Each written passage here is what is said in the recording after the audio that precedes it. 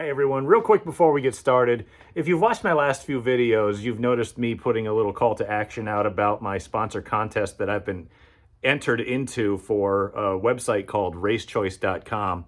And what they're doing is essentially giving sponsorship to people who can advertise or bring awareness to their business, like most sponsor contests, except this one's a little bit different because they actually are giving back to the people who are entered into the contest and all the people that follow them.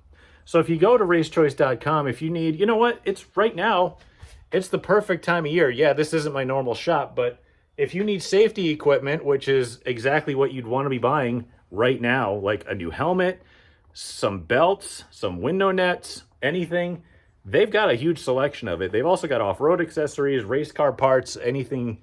They can find you whatever you need. And if you enter my code, Support Gleason, you get 5% off your entire order. So not only would you be helping me, because when people use that little code, that comes into their algorithm and it tells them how much reach I have and how many people take advantage of it, and it enters into how much consideration I would get for that possible sponsorship. And trust me, as a small budget racer, a guy who DIYs everything, any little bit helps. And I wouldn't mind helping out a local business either, because I'm Connecticut based, they're Connecticut based too. So hop on over to racechoice.com. I don't know where corner it is. It's probably over here somewhere. I have no idea, probably here. I'll put that up in the corner, but you use my code, Support Gleason, get yourself 5% off your entire order. Hey, Rock Auto can do it, they can too, and it helps everyone out all at once. Thank you all and enjoy the video. Hi everyone, welcome back. Today I'm not home, but I'm still working because I gotta borrow some parts.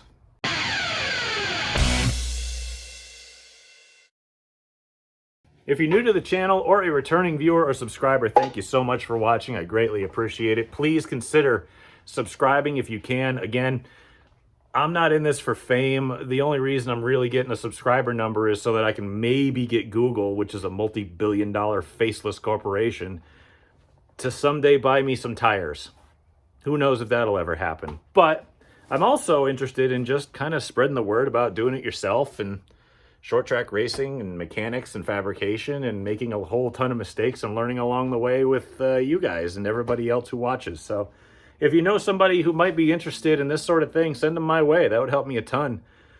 Anyway, I'm here at my brother's shop, which,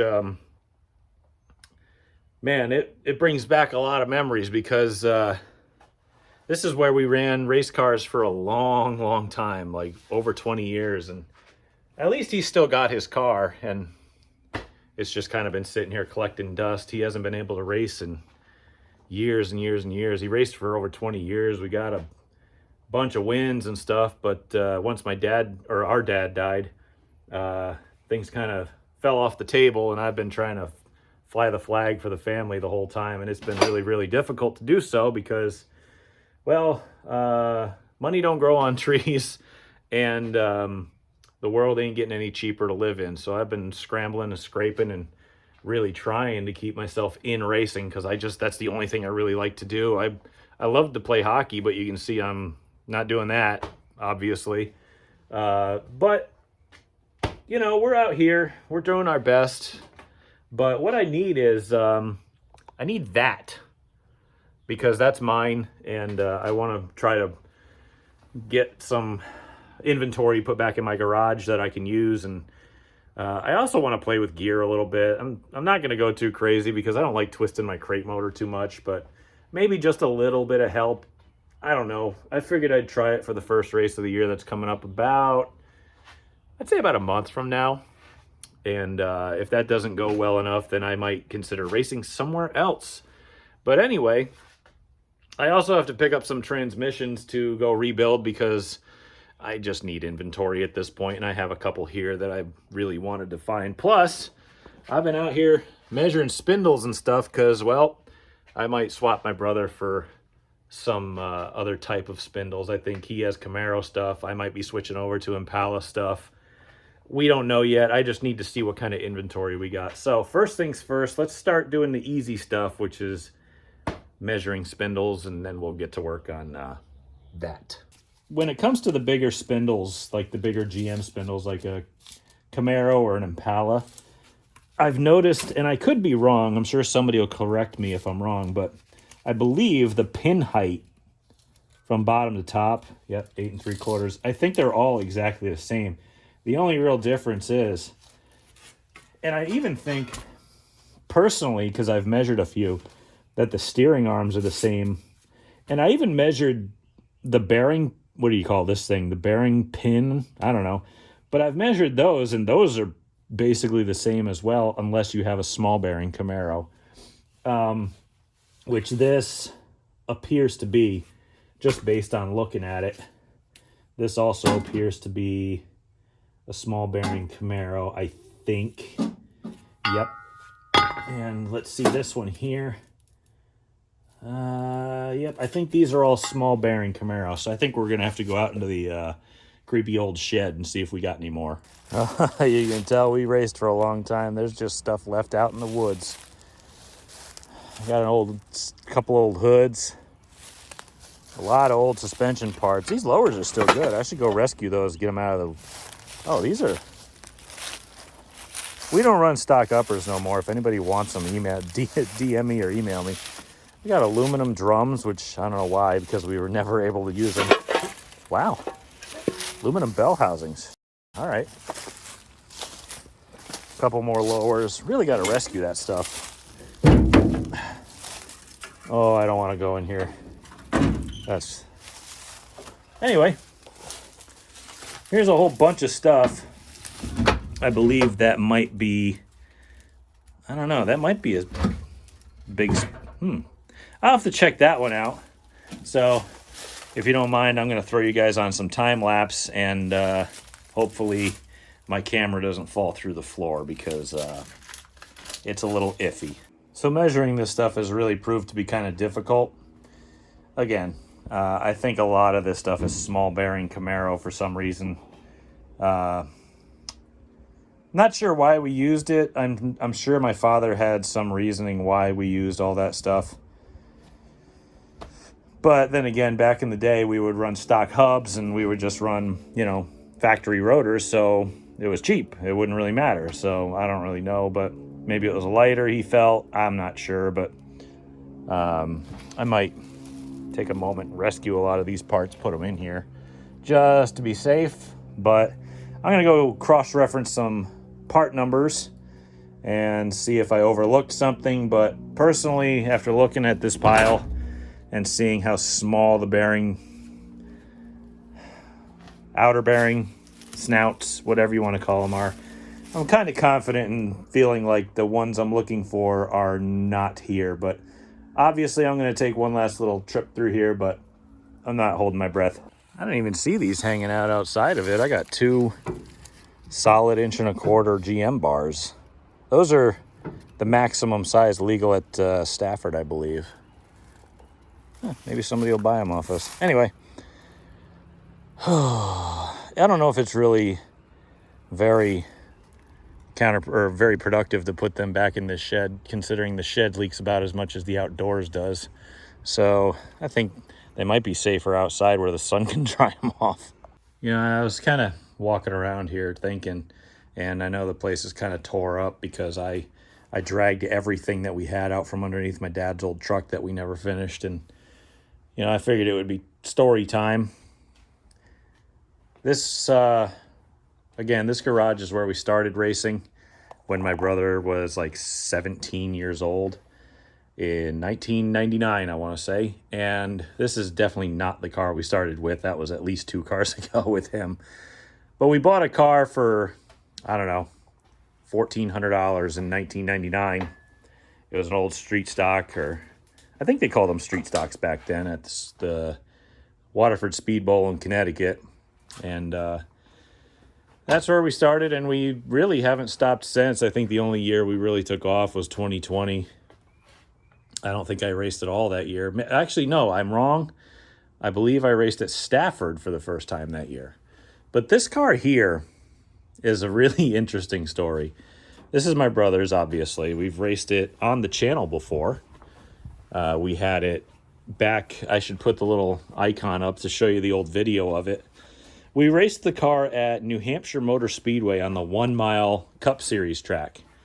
And this car has a real interesting story because this thing was sitting in our backyard, and I'm not joking, right past the other pile of stuff that we're trying to get rid of, in the weeds over behind that stone wall back there.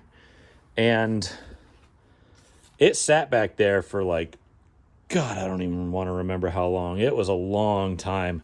It was an old Stafford late model. It was built in probably the early to mid 90s.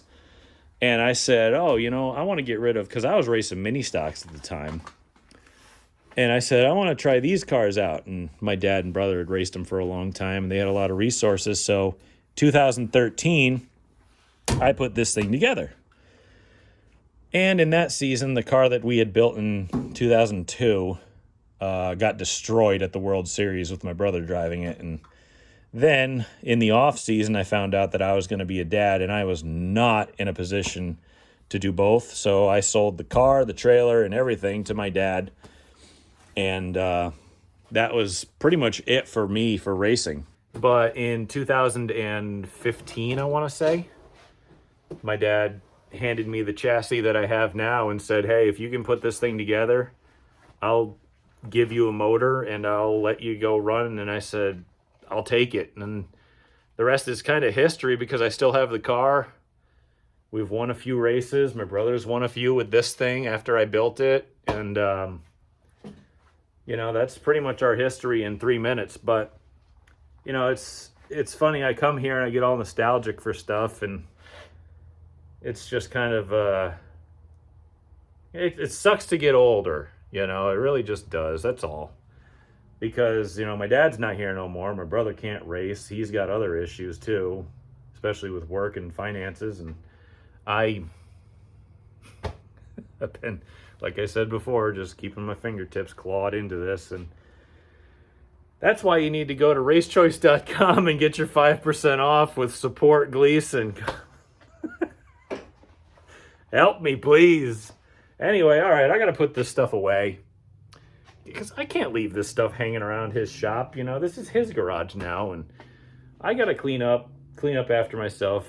Couldn't find the spindles I wanted, but we're going to get under there. We're going to pull that out, and I'm going to get that one that's in the bed of my truck put back in. I'm going to put the right caliper brackets on it, give him the brake lines because I have plenty. I don't need them. He can use them if he ever goes racing again.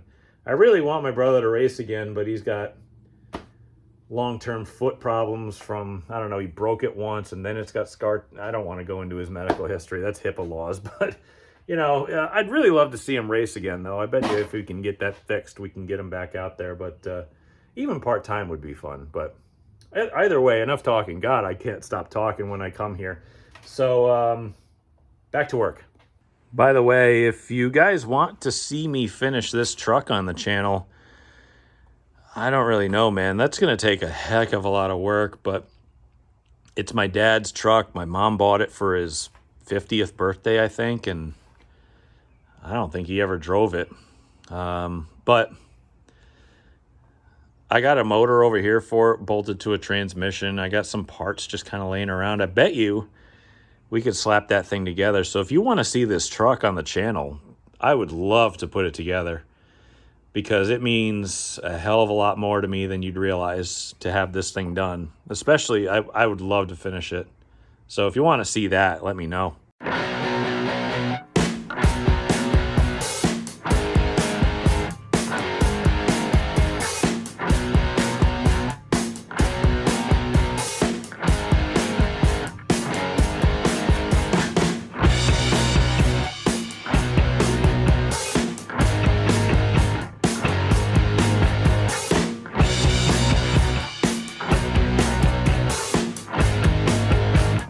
So that took a little bit longer than I anticipated, but I mean, it's been in there for a little while, and you know, bolts get a little humid and get a little tighter than you'd expected, but I got to strip this thing down. It's got my brother's calipers, rotors, and I think those are his brake lines, so we'll get those off. swap them over to the other rear that I'm going to be putting in.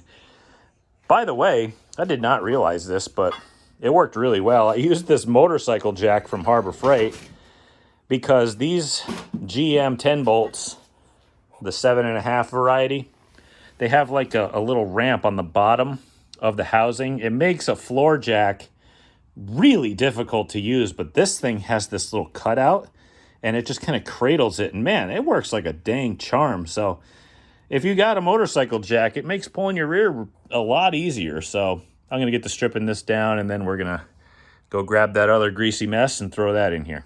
So I got the new rear in, well, old rear, new rear, in case we ever really use this thing. That's the setup that we had in it for New Hampshire Motor Speedway, but it's at least good to go if he needs to move the car around. Got my rear in, got my transmission, got a couple extra parts. And we got a guy out in the woods on the chip. But anyway, new rear. I got this transmission basically it's my old one I used to run. Jeez, guy. Got my old one that I used to run all the time because, well, I want to save my 150, and since I run high gear only, that'll replace it if I ever need it. This rear is what I want to try for gear ratios. I'll probably have to change to a different transmission that you guys have never seen, just to maybe give it a little bit extra, but nothing too crazy. So the sunlight's fading and the temperature's going down a little bit. Obviously, it was a really, really nice day today, but I got to clean up this shop so that I can go and bring all that stuff over to my shop, and we can get back to work. I got to pull the motor out and inspect everything. So that's going to be a process, but hopefully I can get it done for this video, and we will see you there. Well, it's the next day. I'm back in my normal shop, and well, the thing that we have to do right now is follow through on my plans, and that is to pull the driveline out of the car. We still have a month to go. It's a 2-day job if I take it out, inspect, and put it back in. It's not a big deal. Again, I wanted to change the transmission, but at the same time, I want to inspect the clutch. I want to make sure that the oil pan's not wearing through and that there's no problem with clearance, because I know it's really tight, and if you get something trapped in there, it could wear through. Trust me, I've had braided lines wear through, stainless steel ones, not even the fabric ones, but I have this nagging feeling, and I really want to just make sure that it's unfounded. So it won't hurt. I got plenty of time. I got a lot of work I can do, and it'll be good content for you guys to watch. So I'm going to start putting all this junk away that's kind of everywhere that I haven't quite put back yet. Got to pull everything back apart, pull all the mounts off, and find a place to put it.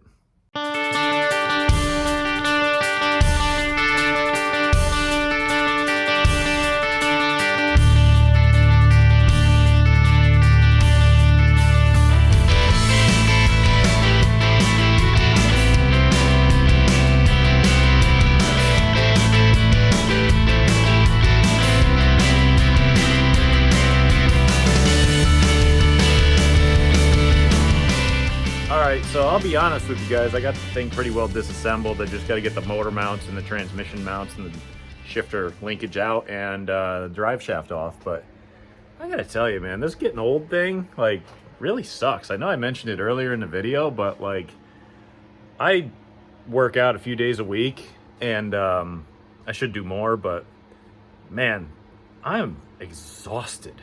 I'm only 40 and I'm exhausted from hitting the treadmill and working out and stuff, and it's like, man, is this what it's like to be old? Because this sucks. But either way, I'm still plugging away.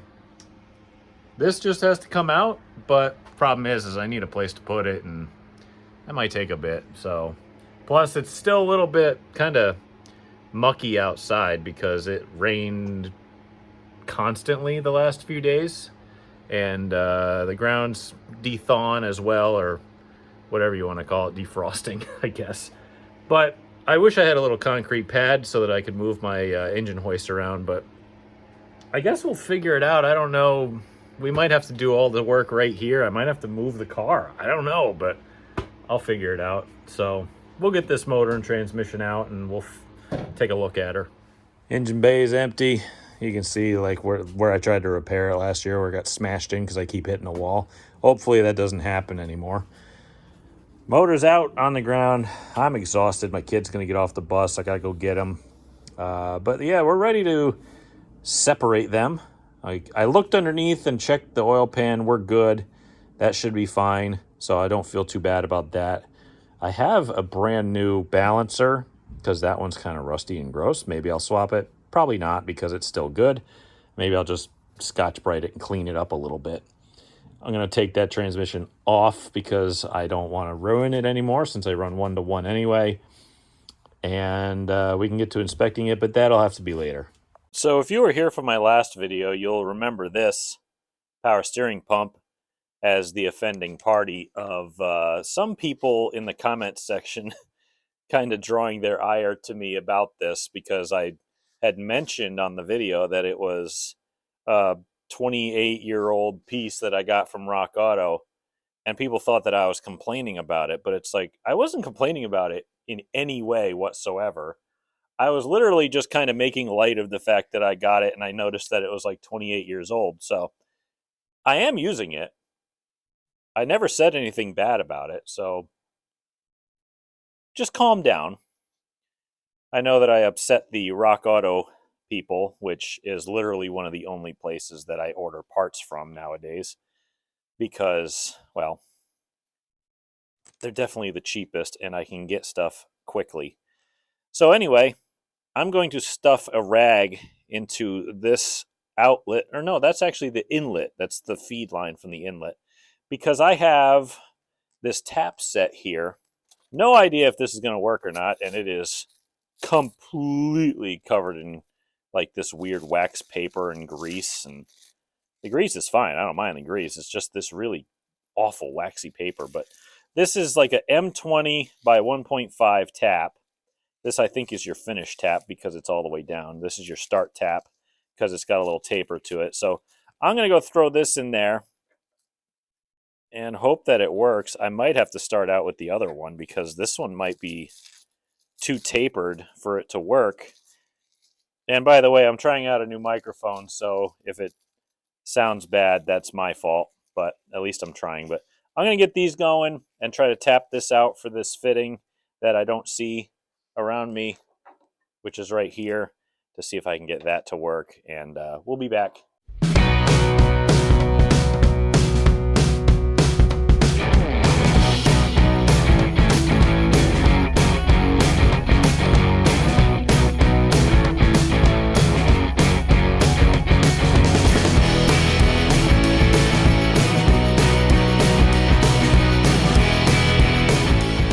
Bad. Not a perfect job, but because I'm, kind of a hack, but not bad either.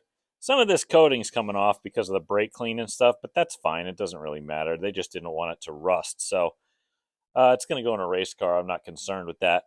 So this fitting went on, and I'm probably going to drop it by accidentally. There we go. Oh, yeah, we got to fix that. That O-ring porked. Shoot. So I must have tightened it too much. That's on me. I got O-rings. I'll pull it back apart and do that. But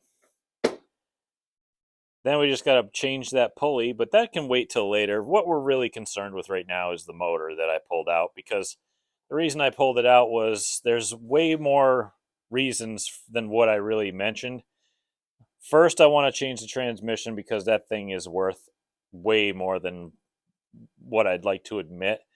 Second is the clutch. Third is this motor's a little old. I think the build date on it was like 2015 or 2016. It didn't race until like 2018. It's like a second generation crate motor. So I want to check the rear main seal. What better way to do that than to take it out of the car and look at it up close instead of laying up underneath this thing, and it's a pain. And I wanted to check the front as well.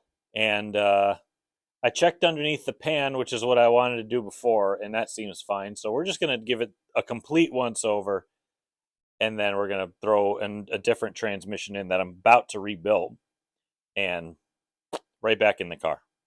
Making some progress here. I got the transmission just kind of chilling. Clutch all taken apart, and I don't know if I replaced this recently, but I must have, because this thing looks fine. Like, there is a ton of life left in this thing. Again, I'm not really tough on clutches. And this pressure plate, God, there's like one heat score in it, and the rest of it is like brand new. Like I said, usually when I get the thing in gear, I leave it. And I mean, we're talking a 602 crate, which is not a heck of a lot for this kind of a clutch. And usually I'm driving a one legger pegger over here, except sometimes it's locked up. But we're only talking like, what, 350 horsepower at best? Maybe. That's a maybe. So this is fine. This is going to go right back together, I think, after I inspect the pilot bearing. I'm just going to take a look at that. And swap the transmission out because, well, she's a little weepy in the front and in the rear, even though I did put a new rear seal in it. So I think I might just take her and rebuild her, just a quickie, just quick bearing and seals, because I think I might have missed the pin in the front with a little goop, and not a big deal. Guys, even the flywheel is perfect. There ain't no heat transfer marks anywhere. So, by the way, when we had to put this engine package together, this is the flywheel that they mandated that we use. And they said, oh, yeah, here's the GM performance parts number that you had to buy. And it was like $300 something. I think this is an 86 Camaro. And it was a Sachs flywheel. It was like $63. It's fine. It cross-references the exact same part number. Never had a problem. All right, rear main seal. I don't know. Looks pretty good to me. Pilot. No weird marks. No weird feeling. Just a little dirty. Maybe I'll grease that up next time I put it together. Other than that, it really looks pretty good. Don't even have to change nothing. That's good. I think we'll leave that. So everything seems to be checking out pretty well, and I'm very happy about that. So just means less work for me, I guess. I'm looking at it now, and it's like, well, I'm glad I did this because it told me a lot of stuff that I didn't really either remember or just kind of recall doing. I guess that's the same thing. So anyway, we're going to slap this back together, like I said. Throw it back in. It's got a clean bill of health now, so other transmission has to get out of the bed of my truck, and I have to rebuild it, but the bench is a little blown up, so I'm going to clean that up so I can get the tray put down, drain that transmission out, and, we might actually go use the brand new parts washer, because that thing's ready to go, and that would really make building that transmission a lot nicer, because then I wouldn't be sitting here with 15 cans of brake clean trying to get gear oil out of it. I'll still wipe it down, but I'll do my finish washing over there, and that'll be fun, so we can actually use some new tools. It's a couple days later. At least it stopped raining outside finally. I forgot my hat, but that's okay. It's getting warmed up in here, but I got my transmission that I'm going to use up on the rack. We're going to blow this thing apart real quick and take a look inside. I don't know if there's any oil in it because I lifted it up here, had it on a real big angle, pulled this plug out of it right here, and nothing came out. So fingers crossed it ain't kind of roached, but I'll get you in here a little more in depth once I get her opened up. I'll tilt her up on its side and get her to drain all the way out, but this stuff is brownie batter. I'm pretty sure this is conventional oil. I know what it is. I forget what kind it is. It's like, I think it's made by CRC, but it is a very, very high viscosity. Oh, I got some on the floor. Like that really matters around here. And I think it might be a really heavy weight as well, because I don't remember the last time I used this transmission, but it was a while ago. And I don't know why she's in the sky, but I'll tell you what, when I lifted it up there, it sounded like I was the lead singer of Cannibal Corpse trying to get that thing up there. But we'll get this drained out entirely. I'll start moving some other stuff around, like that transmission needs to come over here when this one's done and get rebuilt. Eventually, it's probably not gonna. I might not rebuild it though because, well, it doesn't have a heck of a lot of races on it, but I will probably go through and make sure the seals are good. Like I might go and take and just goop it up again and reseal it. And then I got to open the door and start moving stuff. And I really want to get this thing drained out and cleaned and rebuilt though. And man, that might take me all night. And I really hope it doesn't, but I'm kind of thinking it will at this point.